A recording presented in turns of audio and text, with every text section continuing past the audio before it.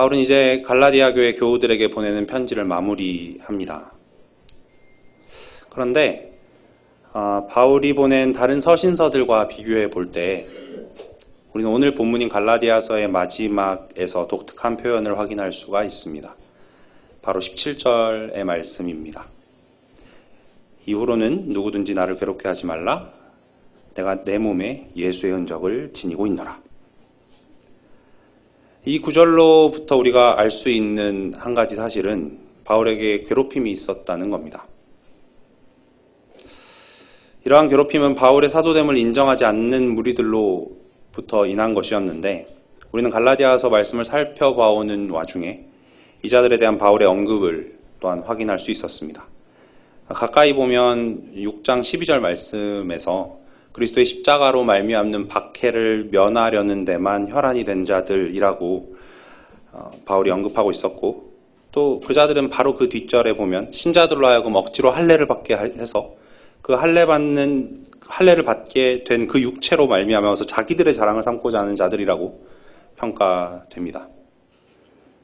그리고 앞선 내용에서 보면 신자에게 주어진 그리스도 안에서의 자유를 엿보고 종으로 삼고자 하는 자들이며 신자들로 하여금 헛되이 자신들을 향해 열심을 내도록 하려는 자들이라고도 이야기되어졌습니다. 이 같은 자들에게 있어서 자신들의 사리사욕을 채워가면서 바울의 사도적인 권위를 같이 인정하는 일은 당연히 불가능한 일이었습니다. 그리고 그 같은 그들의 괴롭힘은 갈라디아서를 적으면서 바울이 스스로 사도된 일에 대해서 교우들에게 먼저 말하게 했습니다. 1장 11절에서 16절까지의 말씀이 바로 바울 자신이 사도된 것에 대해서 변호하는 내용인데, 그 가운데 말씀 중에 보면 바울은 자신의 사도됨을 오직 예수 그리스도의 계시에 근거해서만 변호하는 걸 확인할 수가 있습니다. 그리고 그처럼 예수 그리스도의 계시에 근거한다는 게 무슨 의미인지에 대해서 바울은 또한 부연하는데, 그 구절 가운데 보시면 내 어머니의 태로부터 나를 택정하시고 그의 은혜로 부르신 이 누굽니까? 하나님이시죠. 그 하나님께서 그의 아들이신 예수 그리스도를 이방에 전하게 하기 위해서 그 예수 그리스도를 바울 속에, 다시 말해서 바울에게 나타내기를 기뻐하셨답니다. 그리고 바로 그 기뻐하심에 근거해서 바울은 자신의 사도됨을 변호합니다. 결국 쉽게 말하자면 바울은 자신의 사도적인 권위가 오직 하나님께로부터, 그의 뜻으로부터 나온다고 말하고 있는 것이었습니다. 그리고 바울은 그런 대적자들의 말에 속히 넘어가려는 교회를 향해서 오늘 이 마지막 구절에서 자신이 몸에 예수의 흔적을 가지고 있다라고 하면서 논쟁의 마침표를 찍고 있습니다. 여기서 흔적이라고 쓰인 단어는 당대의 노예들의 소속을 구분하기 위해서 몸에 표하던 것들을 가리키는 말이었습니다. 요즘 이와 비슷한 게 어떤 게 있을까요? 비슷하게 남아있는 것으로 보자면 가축을 기르시는 분들의 경우에는 자기 소유 가축에게 표시를 해놓은 식의 그런 것들이 있겠고, 조금 가까이에서 보자면 아이들의 경우에는 자기 물건에 이름표를 붙이지 않습니까? 그런 것들을 빗대어서 생각해 볼 수 있겠습니다. 물론 요즘 남은 예들에는 해당 사항이 안 됩니다만 당대 노예들에게 있어서 그 같은 흔적은 사실 자랑할 만한 게 못 됐습니다. 그도 그럴 게 그러한 흔적들은 노예 자신의 신분을 드러내주는 역할도 같이 했었기 때문에 노예가 그걸 자랑한다는 건 자기가 노예라는 걸 공공연하게 드러내는 것과 같았던 것이죠. 오늘 본문의 6장 17절에 나온 예수의 흔적도 사실 교회가 흥왕하게 된 이후에는 자랑할 만한 것이 되었을지 모르나 당대 이 흔적이라는 것이 사실 그리 자랑할 만한 것이 아니었습니다. 바울이 여기서 말한 예수의 흔적이 대체 뭐길래 그런 걸까요? 이를 대표적으로 보여주는 말씀이 고린도 후서에 가면 나옵니다. 고린도서 11장으로 잠시 찾아가 보시겠습니다. 고린도 후서 11장의 말씀입니다.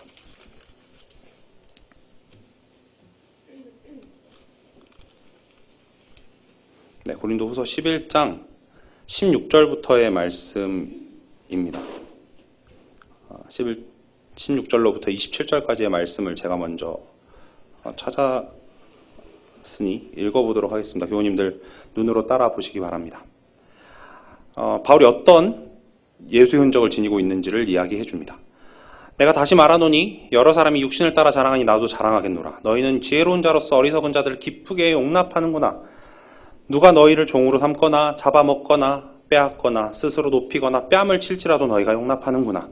나는 우리가 약한 것 같이 욕되게 말하노라. 그러나 누가 무슨 일에 담대하면 어리석은 말이나마 나도 담대하리라. 그들이 히브리인이냐? 나도 그러하며. 그들이 이스라엘인이냐? 나도 그러하며. 그들이 아브라함의 후손이냐? 나도 그러하며. 그들이 그리스도의 일꾼이냐? 정신없는 말을 하거니와 나는 더욱 그러하도다. 내가 수고를 넘치도록 하고 옥에 갇히기도 더 많이 하고 매도 수도 없이 받고 여러 번 죽을 뻔하였으니 유대인들에게 40에 하나 감한 매를 5번 맞았으며 3번 태장으로 맞고 1번 돌로 맞고 3번 파선하고 일주야를 깊은 바다에서 지냈으며 여러 번 여행하면서 강의 위험과 강도의 위험과 동족의 위험과 이방인의 위험과 신의 위험과 광야의 위험과 바다의 위험과 거짓 형제 중의 위험을 당하고 또 수고하며 애쓰고 여러 번 자지 못하고 줄이며 목마르고 여러 번 굶고 춥고 헐벗었노라. 여기서 바울이 말하고 있는 바대로 이방에 그리스도의 복음을 전하기 위해서 겪은 온갖 일들이 바로 예수의 흔적이었습니다. 그렇게 하나님께서 교회를 인도하셔서 저와 교우 여러분들께서 살고 있는 이 지금과 같은 정황에 이르게 하신 다음이라면 이런 일들은 사실 실로 자랑거리답게 여겨집니다만 사실 실제로 바울이 이 일을 겪을 때의 상황에서는 그야말로 숨기고 싶은 일이었을 게 자명합니다. 하지만 바울은 이런 것들을 자랑함으로써 방금 읽은 고린도후서 바로 뒷장에서 스스로 말하는 것처럼 내가 그리스도를 위하여 약한 것들과 능욕과 박해와 공고를 기뻐하노니 이는 내가 약한 그때의 강함이라 라는 말씀을 실제로 삽니다. 그런데 오늘을 사는 우리의 삶에는 사실 방금 살펴본 것과 같은 현저한 고난이 없다고 이야기하실지도 모르겠습니다. 그리고 그 점은 우리에게 고민거리가 되기도 합니다. 그런 고민은 실로 얼핏 합당한 것처럼 보입니다만 사실 바울이 스스로 당하던 고난을 방금 자랑했던 그 고린도서 11장 말씀에서 저희가 읽은 뒷부분에 바로 뒤이어지는 구절이 이러한 고민에 답을 해줍니다. 고린도서 11장 28절의 말씀인데 제가 읽어보겠습니다. 이 외의 일은 고사하고 아직도 날마다 내 속에 눌리는 일이 있으니 곧 모든 교회를 위하여 염려하는 것이라. 바로 이 교회를 위한 염려, 그 눌림, 이 역시 우리 신자에게 주어진 예수의 흔적입니다. 오늘 본문에 보면 내가 내 몸에 예수의 흔적을 지니고 있노라 라고 바울이 말함으로써 얼핏 바울이 말하는 흔적이라는 게 몸에 보일 수 있게 되어 있는 표시만을 가리키는 것이라고 여러분들이 쉽게 생각하실 수도 있습니다만 사실 본문의 몸이라고 번역된 단어는 영혼과 구분되는 인간을 구성하는 어떤 한 부분의 육체라는 의미보다는 한 사람의 전인격, 다시 말해서 한 사람 전체를 가리키는 단어입니다. 동일한 단어가 아침 예배 중에 목사님께서 이미 강해하신 바 로마서 12장 1절에서 너희 몸을 하나님이 기뻐하시는 거룩한 산 제물로 드리라 라고 할 때 그 몸, 그 단어입니다. 그때도 그 몸이 한 사람 전체를 가리키는 단어였던 것처럼 동일하게 여기서도 그러하다는 겁니다. 이와 같은 의미에서 방금 말씀드린 고린도후서 11장 28절에 나타난 바 교회를 위한 마음 역시 예수의 흔적이라고 말할 수 있습니다. 이 정도까지 이야기를 하고 나면 우리는 교회를 사랑하며 고난을 감수하며 얻는 흔적, 이 예수의 흔적이라고 정의를 내리게 됩니다. 그런데 모든 교회를 위하여 하는 염려, 그 눌림이라는 것이 대체 무엇인지, 과연 무엇인지에 대해서는 조금 더 생각을 해볼 필요가 있습니다. 왜냐하면 그 점에 있어서 그 교회를 위한 염려, 그런 눌림이라는 것에 있어서 우리는 자칫 성경의 가르침과 다른 내용을 그 단어에 담아서 오해에 이를 때도 있고 또 그 오해를 족쇄로 삼아서 살기가 쉬운 자들이기 때문입니다. 그래서 우리는 과연 모든 교회를 위하여 하는 염려, 그 눌림이 무엇인지를 바울이 다녔던 전도 여행에 대한 성경의 한 부분을 통해 살펴보고자 합니다. 함께 사도행전으로 가보시겠습니다. 사도행전 19장의 말씀입니다. 사도행전은 예수님께서 당신의 지상사역을 완성하시고 부활 승천하신 뒤에 이야기를 전해줍니다. 그 가운데 예수님께서 보내시겠노라고 약속하신 성령 하나님께서 임하시고 그에 따라 교회가 먼저는 예루살렘 그리고 온 유대와 사마리아 나아가 땅끝까지 이르러서 예수 그리스도와 그분께서 이루신 일에 대해서 증거하게 되는 여정으로 내용을 크게 구분지어 생각해 볼 수가 있습니다. 근데 이제 우리가 살펴볼 이 사도행전 19장의 말씀은 그 중에서도 마지막에 해당하는 소위 복음 전파가 땅끝에 이르는다는 내용에 속하는 내용입니다. 그리고 그 가운데서도 마지막에 해당하는 바울의 마지막 전도 여행을 다루고 있습니다. 먼저 1절로부터 7절까지의 말씀을 제가 봉독해 드릴 테니 눈으로 보시기 바랍니다. 아볼로가 고린도에 있을 때 바울이 윗지방으로 다녀 에베소에 와서 어떤 제자들을 만나 이르되 너희가 믿을 때 성령을 받았느냐? 이르되 아니라 우리는 성령의 계심도 듣지 못하였노라. 바울이 이르되 그러면 너희가 무슨 세례를 받았느냐? 대답하되 요한의 세례니라. 바울이 이르되 요한이 회개의 세례를 베풀며 백성에게 말하되 내 뒤에 오시는 이를 믿으라 하였으니 이는 곧 예수라 하거늘 그들이 듣고 주 예수 이름으로 세례를 받으니 바울이 그들에게 안수하매 성령이 그들에게 임하심으로 방언도 하고 예언도 하니 모두 12사람쯤 되니라. 이 부분은 누군가 말하는 것처럼 세례에는 부족한 세례가 있고 온전한 세례 두 종류가 있으니 제세례를 주어야 한다라고 이야기하는 부분이 절대 아닙니다. 게다가 방금 읽은 구절 가운데 제가 읽은 구절 가운데 5절에서 7절 말씀이 전하는 내용, 다시 말해서 주 예수의 이름으로 세례를 받고 그래서 바울이 그들에게 안수했을 때 성령이 그들에게 임하셔서 일어나는 이 일들은 사실 11절 뒤에 이어지는 11절 말씀 가운데 있는 단어인 놀라운 능력의 하나로 볼 수 있는 겁니다. 그런데 5절에서 7절 말씀에 이르는 이 내용이나 아니면 뒤이어지는 11절에서 12절의 말씀에서 확인하게 되는 바 이러한 놀라운 능력들은 사실 지금 이 본문에서의 핵심이 아닙니다. 바울의 전도 여행에 있어서도 핵심 내용이 아닙니다. 다만 하나님께서 바울을 통해 전하고자 하셨던 바가 진실로 진리였다라는 걸 더욱 드러내 주시기 위해서 하나님께서 비상하게 허락하신 일들이었던 겁니다. 그렇기 때문에 바울도 고린도전서에서 이와 같이 말합니다. 그리스도께서 나를 보내신 건 세례를 베풀게 하려 하심이 아니오 오직 복음을 전하게 하려 하심이로되 말의 지혜로 하지 아니함은 그리스도의 십자가가 헛되지 아니함을 인함이라 라고 말입니다. 오히려 방금 봉독해드린 부분에서 우리가 주목해야 할 부분은 바로 4절의 말씀입니다. 19장 4절 말입니다. 그 구절에서 바울은 스스로 요한의 세례를 받았노라고 말하면서 성령이 계심도 알지 난 우린 모르고 있었다라고 얘기하는 자들에게 뭔가를 가르치는데 이 구절을 주목할 필요가 있다는 겁니다. 여기서 제자들과 바울은 서로 가진 여기서 등장했던 바 제자들과 또 바울은 서로가 가진 가르침의 내용에 있어서 하나됨을 추구하며 교제를 하고 있었던 겁니다. 거기에 주목하면서 앞선 2절에서 세례 요한의 세례를 받았다라고 이야기하는 사람들이 성령이 계심도 듣지 못했다라고 한 것에 대해서도 우리는 좀 생각해 볼 필요가 있습니다. 세례 요한이 회개 세례를 전파하면서 오실 메시아, 그리스도에 대해서 전했던 걸 우리는 압니다. 그래서 뭐라고 이야기했냐면 내 뒤에 오실 이라고 예수를 칭했고 그리스도를 칭했고 나는 그의 신을 들기도 감당하지 못하겠노라라고 이야기하면서 그분께서는 성령과 불로 너희에게 세례를 베푸실 것이라고까지 이야기했던 걸 우리는 기억합니다. 그 같은 요한의 외침과 가르침 역시 구약을 근거로 했던 것이 자명하고 그렇다면 그가 성령 하나님에 대한 내용을 가르치지 않았을 리가 만무합니다. 그렇게 여기서 그 요한의 가르침을 받고 그에게 세례를 받았다라는 자들이 성령이 계심도 알지 못했다라고 이야기한 건 사실 성령 하나님의 존재에 대해 들어본 적이 없다라는 의미가 아니라 바로 성령 하나님께서 임하신 그래서 성령 하나님께서 임하심으로 말미암아 눈에 보이는 은사가 주어진 것들을 듣거나 보지 못했다라는 말로 우리는 생각해 볼 수 있는 겁니다. 한편 요한의 세례와 관련해서 우리가 또한 잊지 말아야 할 건 우리가 알다시피 세례 요한이 예수 그리스도의 지상사역이 완성되는 걸 보지 못하고 하나님의 부르심을 받았다는 점입니다.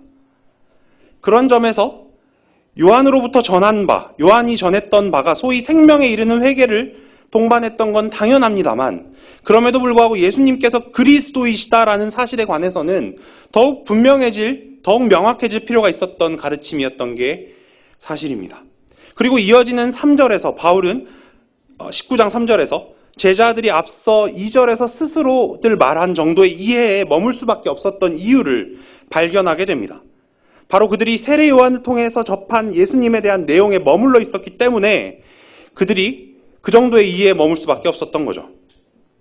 이런 상황 가운데서 바울은 19장 4절에도 기록되어 있듯이 그때까지 그 제자들에게 있어서 메시아이신 그리스도에 대한 유일한 내용이었던 세례 요한을 통해 전해받은 내용을 근거로 해서 예수 그리스도를 가르친 겁니다. 그럼 바울이 전한 바는 과연 그 제자들이 알고 있던 바와 달랐을까요? 만일 달랐다면 뭐가 달랐을까요? 이 질문에 우리는 이와 비슷한 일에 대해서 다루는 사도행전 18장의 마지막 부분을 근거로 답해 볼 수가 있습니다. 그 구절에 가서 보시면 역시나 요한의 세례만을 알고 있던 가운데 예수에 관한 것을 자세히 말하며 가르치던 아볼로라는 사람이 등장합니다. 24절에서 25절에 보시면 그런 자가 등장을 합니다. 그 아볼로가 이미 알고 있던 바는 성경에 근거한 것이었음을 우리는 24절로 확인할 수가 있고 그런 내용을 가지고 나름 담대하게 아볼로가 회당에서 그 내용을 전하고 있었다는 걸 26절의 말씀으로 확인할 수가 있습니다. 그런데 이전에 바울과 함께 했던 브리스길라와 아굴라가 이걸 듣고 그 사람을 데려다가 하나님의 도를 더 정확하게 풀어서 일러주었습니다. 그 과정을 겪고 난 아볼로의 사역에 대한 평가가 18장의 마지막 구절입니다. 18장 28절의 말씀을 함께 읽어보시겠습니다. 시작.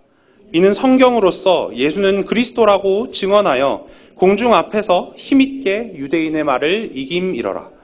결국 브리스길라와 아굴라와의 만남을 통해서 아볼로는 예수님께서 그리스도이시라는 걸 성경을 근거로 증언하게 되었는데 그 증언의 내용이 그 사실을 부인하려는 유대인들의 말을 이기기까지 되었던 걸 확인하게 됩니다.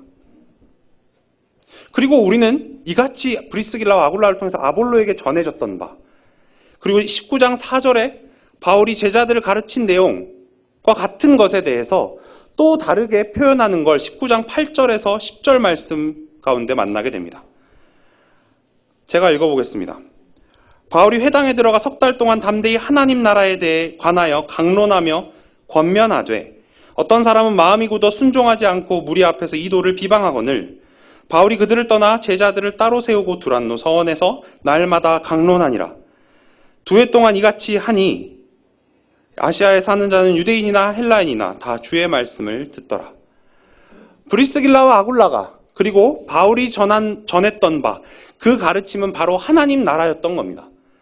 그리고 그것을 바울이 강론하고 권면하였다고 성경은 말합니다.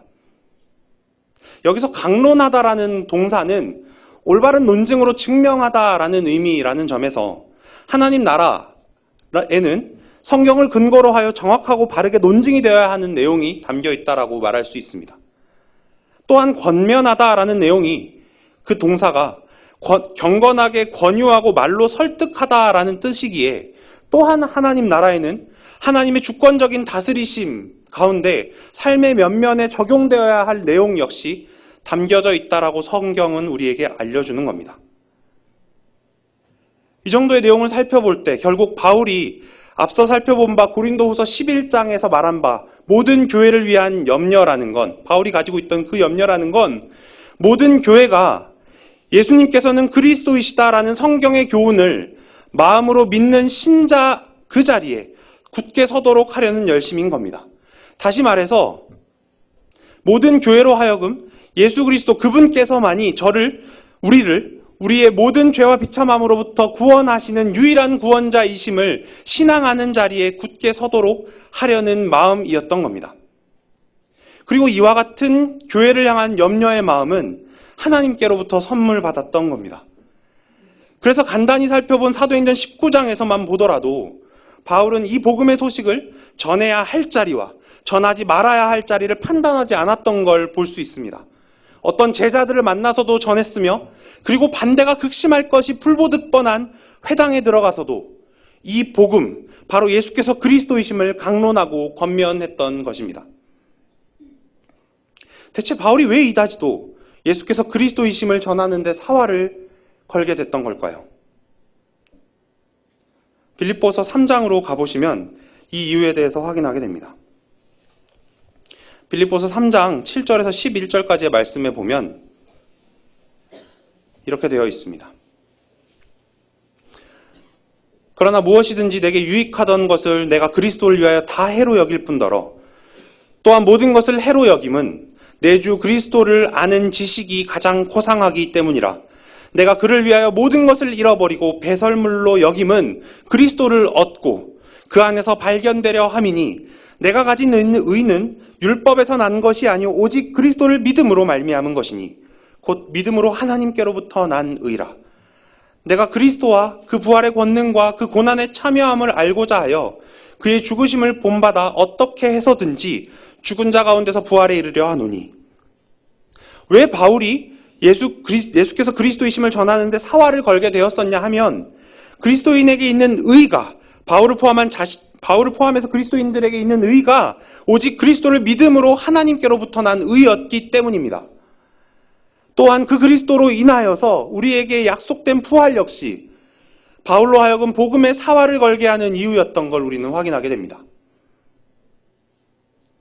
그래서 바울은 스스로뿐 아니라 교회로 함께 부름받은 자들이라면 누구든지 바로 이 자리, 바로 스스로에게 유익하다 여기던 모든 것들을 그리스도를 위하여 해로 여기며 내 주 예수 그리스도를 아는 지식이 가장 고상하다라고 인정하는 자리에 서게 하려는 염려이자 눌림을 가지고 있던 것입니다. 저를 비롯해서 사랑하는 교우 여러분들 모두에게 언젠가는 고린도서 11장에서 읽었던 바대로 여러 고난의 상황들이 혹시나 닥쳐올지도 모릅니다. 하지만 그런 상황이 발생하든 발생하지 않든 상관없이 주 성령 하나님께서 저와 여러분들로 하여금 갖게 하신 바, 우리에게 주어진 바 예수의 흔적을 기억하게 해주시길 바랍니다. 그런 가운데 성경 말씀의 바른 내용이 강론되고 권면되는 예배를 사모하며 동시에 삼위일체 하나님께서 우리에게 허락하신 예수 그리스도, 오직 그분만을 드높이게 되어서 교우 상호 간의 성도의 교제가 풍성한 가운데 위로가 넘치며 아직도 부름받아 주 앞에 나와야 할 자들에게는 전해져야 할 바가 전해지게 되는 삶이 되길 바랍니다. 이 같은 바람이 담겨있는 오늘 본문 6장 18절을 함께 읽으심으로 말씀을 맺겠습니다. 함께 읽겠습니다. 형제들아, 우리 주 예수 그리스도의 은혜가 너희 심령에 있을지어다. 아멘. 찬송하시겠습니다.